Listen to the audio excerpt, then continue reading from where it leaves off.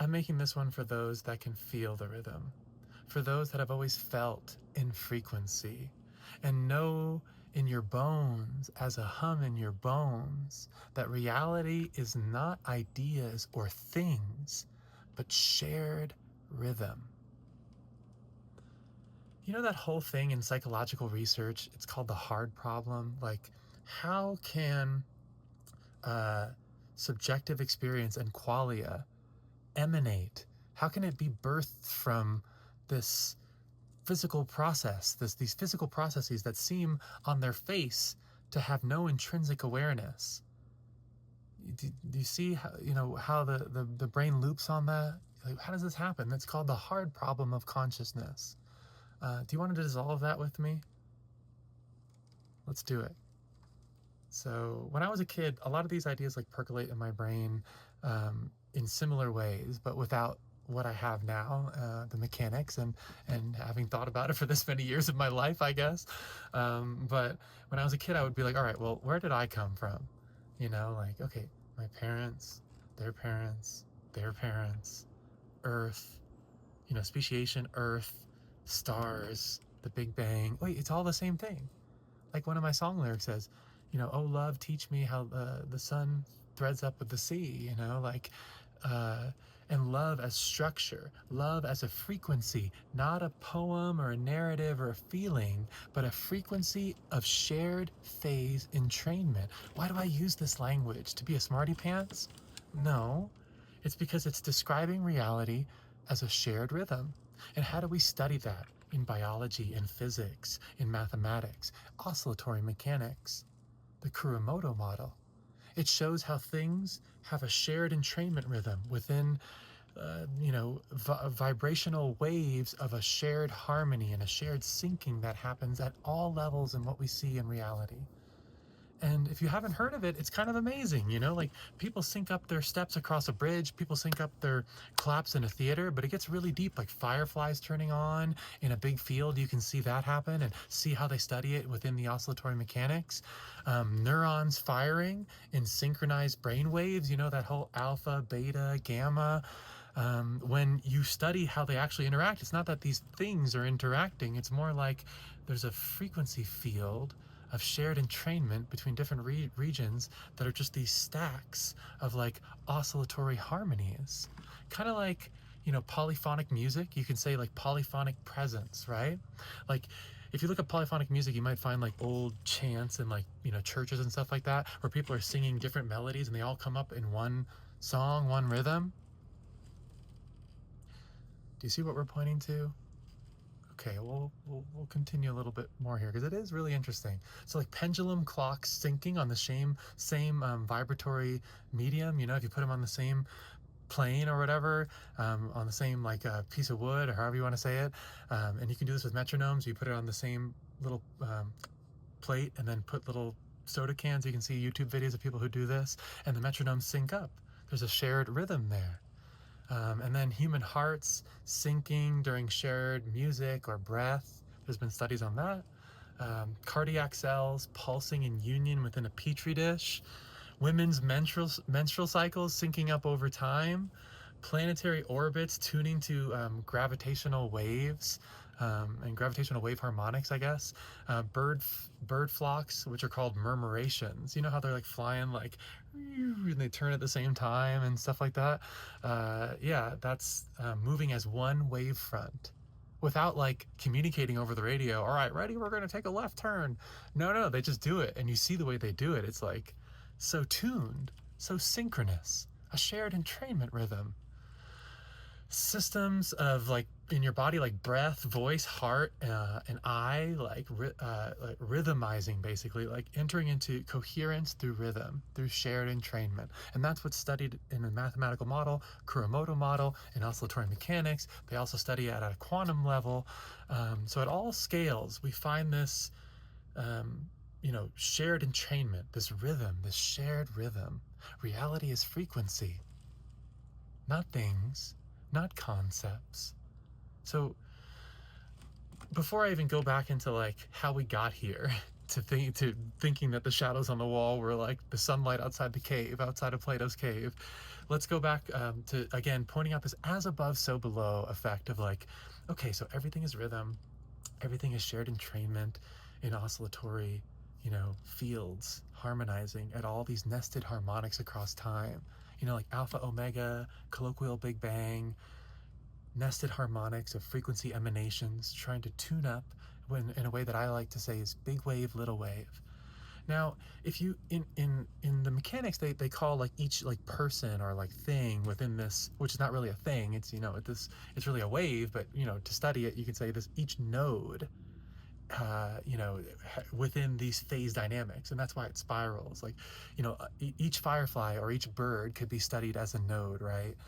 So then, in speaking in that way, intranodal, so like within, you as a node, for example, intranodal harmony, intranodal sync across the oscillatory systems of your person, which are not things, but shared entrainment rhythm, is presence. Presence is mechanical. And when all your mechanical systems that are vibrating, that are trying to find that inherent sync that makes up your internodal being, what do you feel? Presence. And when you take that and make it internodal, so from intranodal to internodal, then the peace, the harmony, the synchronization within you goes on to signal harmony on the outside. And that's the same decentralized harmony that we look at within electrical grid networks, frequency tuning, within the brainwaves, within the, all the examples that I gave, including fireflies. It's this decentralized harmony. How could it be decentralized? Don't we need a leader to tell us? Don't we need a shared language code that we have to all check every time that we have our behaviors? How do those birds fly so synchronously, so quickly? Did they all read the manual 100 times and now they're just experts? Or could it be that we had this totally inverted? That reality is frequency. That reality is a shared entrainment rhythm, and from that rhythm spawns our differentiated consciousness. That's, again, nested harmonics across time, trying to find that shared entrainment rhythm within the evolution or phase dynamics of the cosmic oscillatory system. So when you see power grids frequency locking or heart rhythms aligning in HRV coherence studies, or the birds murmuring, or even your own brain waves, we're talking about rhythm. Like even when your own brain waves fall into like a meditative rhythm, it's again rhythm, as above so below, phase alignment in an oscillatory field. So this hard problem was never hard, it was just mistuned. Do you see that? That once you feel reality as rhythm and frequency, you see it was never things. It was always a shared entrainment rhythm. And what's one of the ways that you can touch this? Not only are there, examples from chemical to cosmos within oscillatory mechanics, that's on paper. That is the mathematics on paper. But when you feel it as presence within yourself, so a lot of people try to, take out a splinter with a splinter. You can't find presence by thinking your way into it. You find presence by aligning, and like I mentioned in another video, imagine your system like you look down at a tree and see all the concentric rings across the growth of the system. Well, those rings are the different parts of, like again, like we talked about neurons. They could be different brain regions, but when they sync up, they become waves, because that's what's happening. It's an attempted frequency tuning. And when you're not tuned, when you're not in harmony, what does it feel like? Thought loops, anxiety, self-narration. It's almost like reality's trying to hit the topography, but really it's topology of your soul, your node, the way that your entrainment systems are set up. And when it can't touch it rhythmically, losslessly, continuously in the field in every moment, you can say, it's like your brain compensates your frequency nodal existence compensates by creating a simulated presence to try to fill that gap and say, like, did I say the right thing? Was that against the code? Oh my God, was that my boss? Like, or whatever it is, as you go through your social day where everyone is not present with themselves and always looping in some sort of regurgitated social script, and they find identity through words, scaffolding, conceptual boxes, rather than the most natural rhythm that comes when they are losslessly present and coherent. Do you hear that? Most people don't identify. They identify with, oh, I like these brands, these types of politics, and that's the type of person that I am. I drive this vehicle, and I have these likes on the outside. That makes me this type of person. Instead of, I listened as deeply as I could to the coherent rhythm in me, and when it came out, this is what I found. And this is how I would describe it using words. Because I found that coherence within me. I didn't need anyone else to tell me what that was, because I felt it as real. What is real? Lossless. What is lossless? It's like a term you might have heard in like audio files, like a FLAC file, FLAC. They're lossless. Like it doesn't have it's like it has such a high audio quality, you're not losing anything from the way that they recorded it, type of thing. You're not like, going down to like really, crappy like AM quality, you could say, or something like that. That would be a loss of fidelity. So imagine how important is that? It's kind of important. You got this one precious life, right?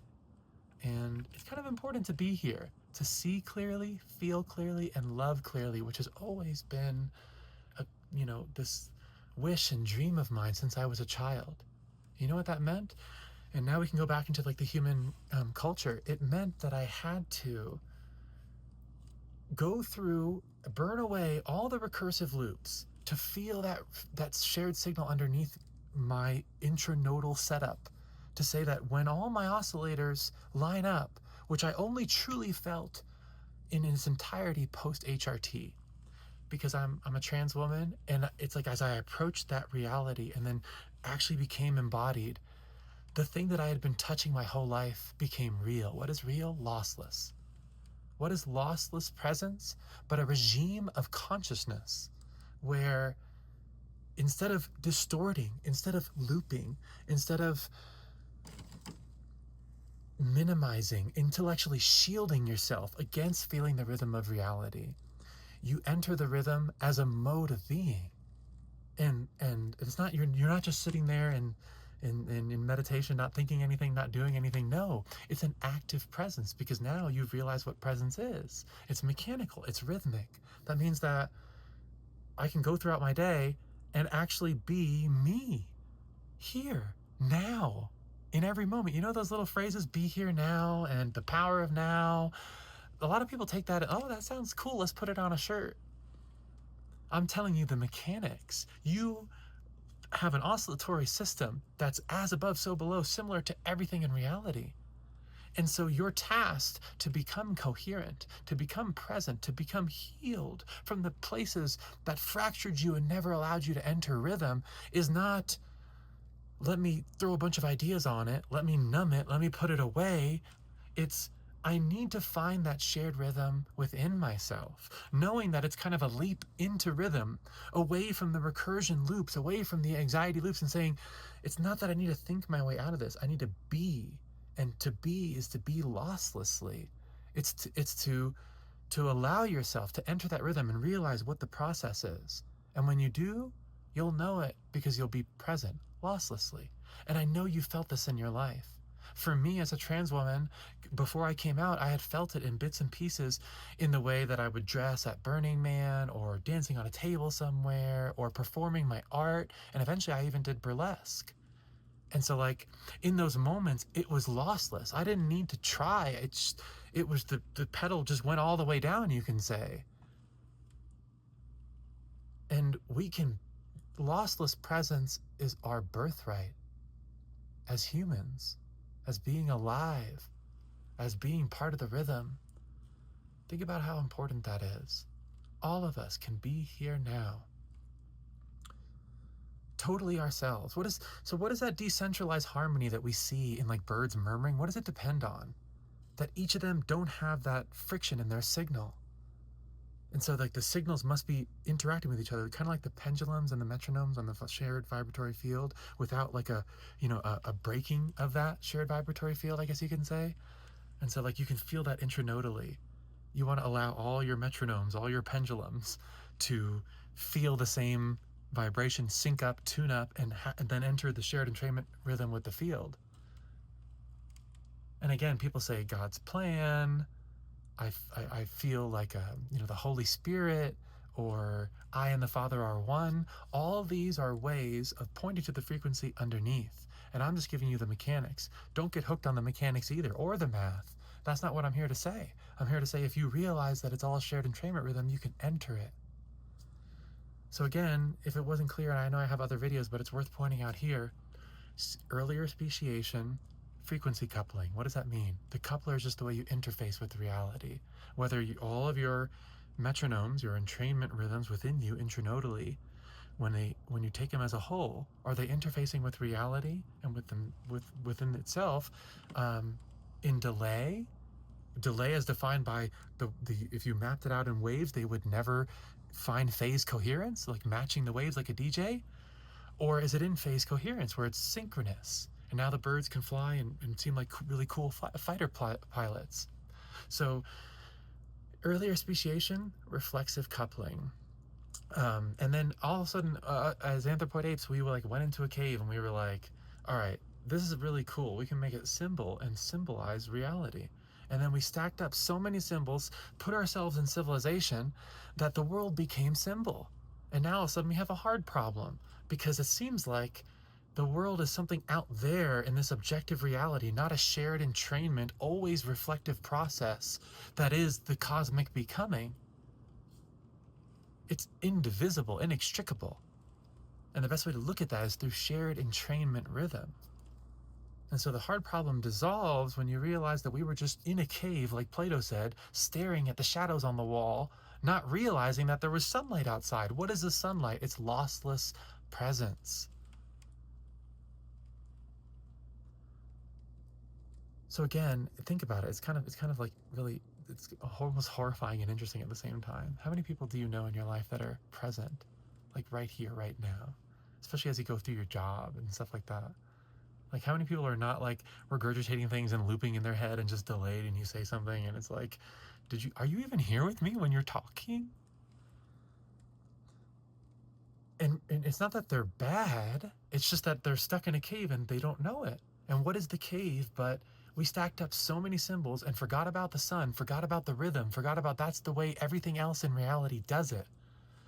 That we took the symbols for reality. And it's almost like when you were growing up, all your metronomes trying to tune, and so then someone tried to stop it every time. Oh no, you got to be this way to be in society. You got to be this way to be in our family. You got to say it this way. You got to wear this uniform over your soul. And that messes up your ability to entrain. That imprints you. That creates a imprinting process going forward. It mistunes you going forward. And so then when Julian Jaynes points to the bicameral mind being a proto-consciousness built off mimetic, accrual across time, I'm showing the mechanics of that. So the origin of consciousness as we know it is not that the ideas themselves created consciousness. It's that we moved away from the frequency coupling of earlier speciation through what we had to do as anthropoid apes becoming civilized. It was our clumsy walk through evolution. And what we forgot all the way back to before we entered that cave and drew the first signal, we forgot that it was all rhythm. It was all presence. Presence allows for intranodal harmony. That doesn't mean you lose your ideas. It just means that when the ideas come, they come in rhythm. They come without loss of fidelity, without looping, without distortion, without delay. I'm not talking about clearing your brain and being, the popular notion of Zen all the time. No, I'm talking about being in rhythm, in sync with the field, no loss, no delay between you and what's happening in reality. And I know you know what I'm talking about. Presence is mechanical. And so